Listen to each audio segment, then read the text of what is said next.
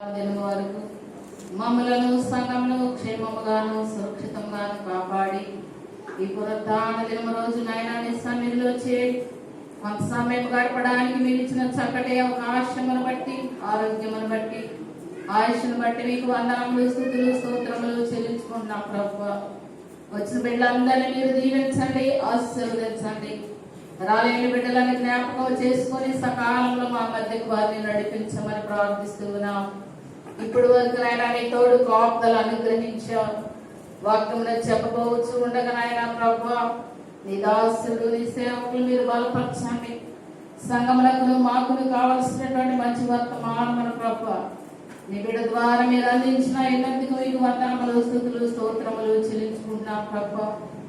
మా అందరి ఆత్మలకు సరిపడినటువంటి ఆహారం ఇచ్చినట్లుగా నీ జ్ఞానంతోనూ శక్తితోనూ మీరు నింపమని ప్రార్థిస్తున్నాం.